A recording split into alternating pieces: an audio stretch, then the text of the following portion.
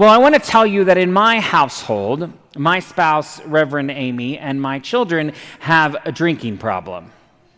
Let me tell you how this shows up. The other night, I was doing the dishes, and I just made one little comment. All I said was, how many bottles for water do we need? See, Amy's got her bottles, like her Owala and her, I don't know, something else. And Finn's got his giant Gatorade bottles. And Nora's got her Stanley bottles. And then there's, cups for juice and milk. And then there's the coffee mugs. And I just felt like there were more cups than the dishwasher could hold in one day. Could we cut it down? And Amy responded, as many as I want. Why do you think you get opinion about how many water cups I have? Because I live here. That doesn't mean you get to control everything. Well, look, we've got these cups and those cups, and there's just more than can fit in the dishwasher. What are you saying that I don't participate in the household chores? I'm not saying that. Then what are you saying? I'm saying I don't want to wash a gazillion dishes. So my feelings don't matter. That's not what I said. What were we arguing about to begin with? Anybody? Does this feel familiar to anybody? A few of us here. That lovely friend that is part of our journey of life called conflict. And I would challenge, if you say my relationship doesn't have any conflict, that maybe you need to revisit your relationship. Maybe you need to revisit how invested you are in it. Because people who are in relationship have conflict. But navigating conflict is about something that requires skills. It requires negotiation, and it requires trust. Do you listen or do you scream? Are you calm or are you flaming hot?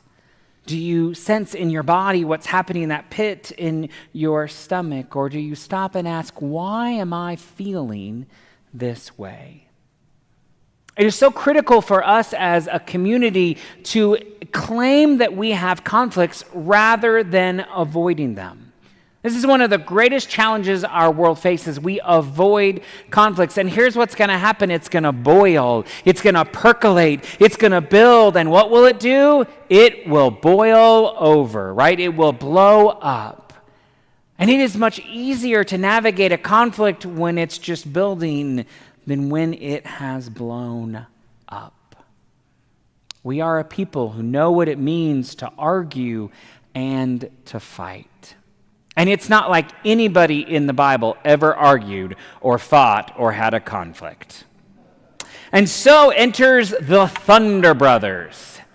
James and John, that's what they're known as, these sons of Zebedee. They are called the Thunder Brothers because of their desire to butt heads with anybody about anything.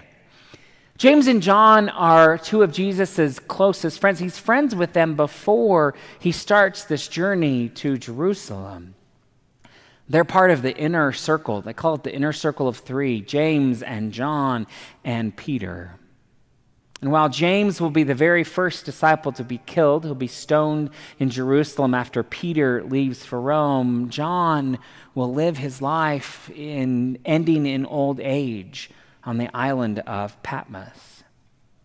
Here's one incident from Mark's gospel about James and John and their thunder-like qualities. The disciples are traveling through Samaria, and they cannot find a place to spend the night. All they experience is opposition from the villagers around them because their destination is Jerusalem. This is pulling on an age-old conflict between Jews and Samaritans in this land.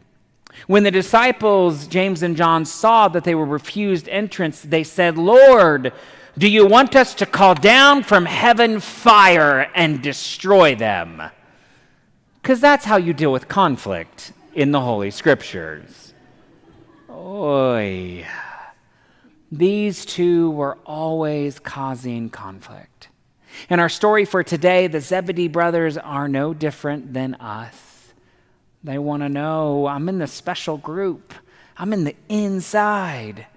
So God, we want a seat right next to you. We don't want to be in the back of the room. And Jesus' response is to challenge them, right? To say, oh, okay, I get it, I get it.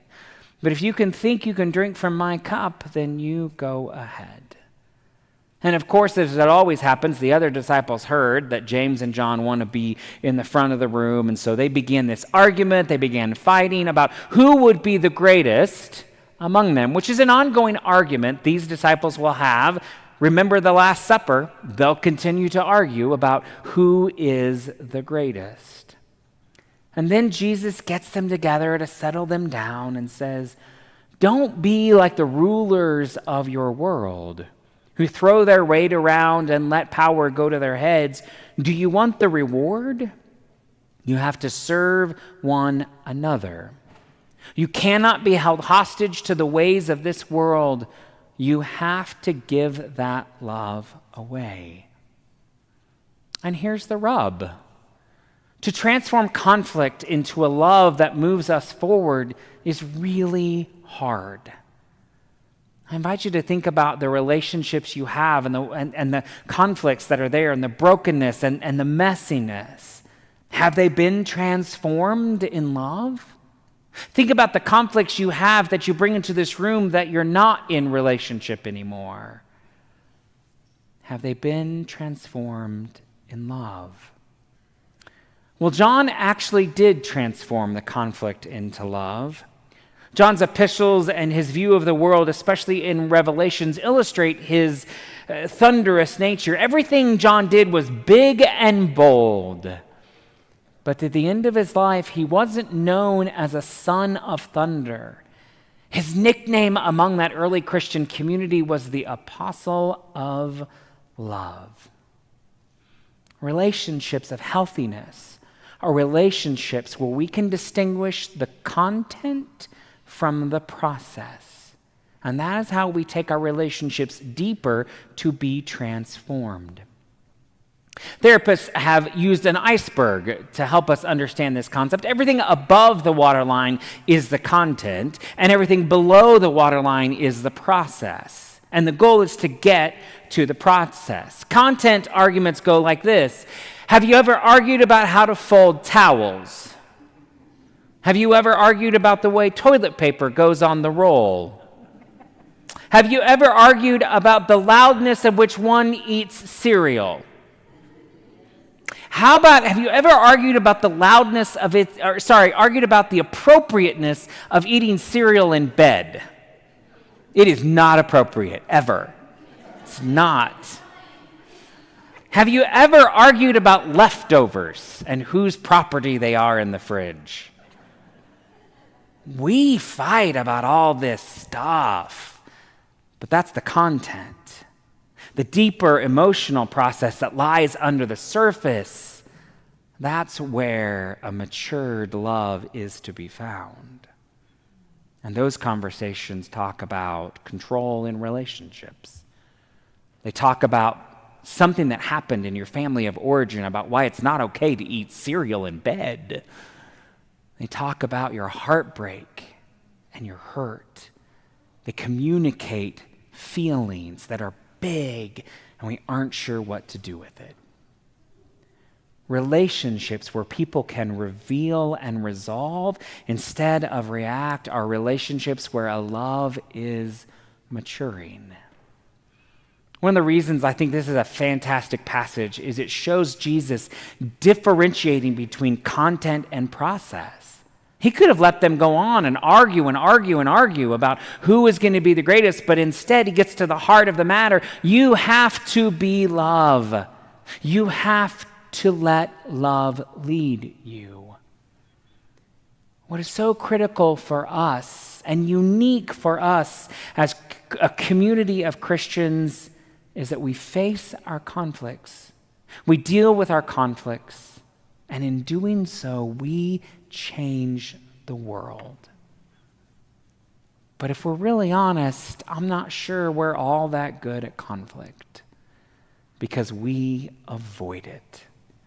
It's easy to criticize one another. It's easy to gossip behind one another's backs. It's easy not to be upfront with our needs and our wants. It's easy to just leave community and not let love keep us connected.